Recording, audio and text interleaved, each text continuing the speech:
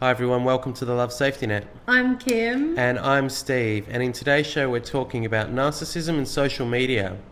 Is there a link between the two? Does one cause the other? You know, a lot of people say that it does, and a lot of people say that social media is getting so out of hand that it's breeding a new wave of narcissists. Kim, what do you think? Yeah, well, we've actually stalled for a long time on doing a show on this, but I have really looked forward to it because I must admit that when I hear those claims, I do get a bit annoyed, and I get annoyed on a couple of levels. I think the first is that the people talking about this don't really seem to understand how serious a problem narcissism really is.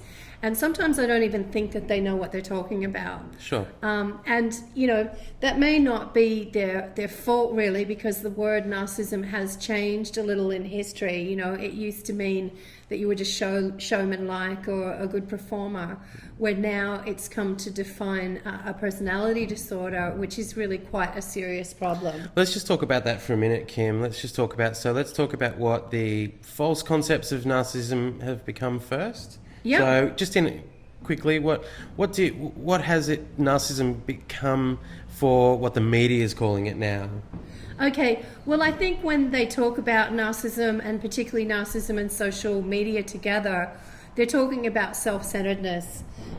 They're talking about, you know, kids just becoming obsessed with their Facebook profile and not really caring about, you know, their life or the responsibilities of their life, or maybe being as interested in other people as they should. And really, I think that's just a part of being a teenager.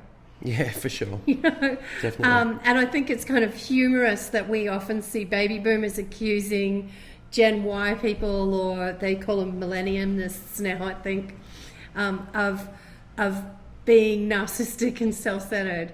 And, you know, I just kind of have to smile and laugh at that. Maybe that's just because I'm Gen X, but, you know, really, has there been a generation more self-centered than the baby boomers? Well, maybe we're getting onto difficult ground there, Kim, because I don't know if we can really support that with much evidence. So, but let me just keep going forward on that one.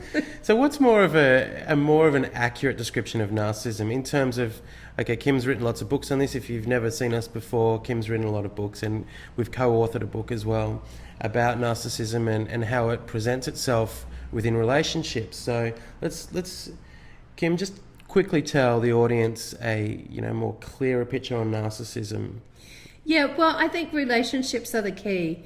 And when you're talking about narcissistic behavior in terms of narcissistic personality disorder, which is usually what people are talking about now when they talk about narcissism, you're talking about a disorder with extremely serious consequences. It's not just the arrogant bore at the party that everybody can spot, who really is only really a nuisance to himself and becomes ostracized and lonely. Narcissism actually is the person who is convincing, but is at the same time deceptive. And that can be right through to ministers who are preaching you know, high ground morality, while at the same time, you know, they're, you know, trawling the streets looking for young boys as prostitutes. You know, it can be the parents who are spending too much time on sites online, on dating sites online, pretending that they're single when actually they're not, and they're neglecting their family in the process. With narcissism, you really have this level of deception going on, and usually the person with the narcissistic behavior is really quite successful at deceiving people with this deception and with covering the double life that they may be leading. And this really has catastrophic consequences on society. It causes a lot of the chaos that we see around us now, with broken marriages, multiple relationships, with the problems that we have in not being able to trust our governments and politicians, the trouble we see with corrupt banks, corrupt corporations. Within all of this is really a very strong, portrayal of narcissistic tendencies. So really to turn around and talk about social media causing this, I think is really trivializing the problem. Sure. So it was interesting, Kim, that you talk about the deception. Where somebody's acting narcissistically, they're acting in a deceptive way. So how that relates to social media, let's just talk about that a little bit. Let's break that down a little bit. If someone's really obsessed with social media and they're being deceptive, what kind of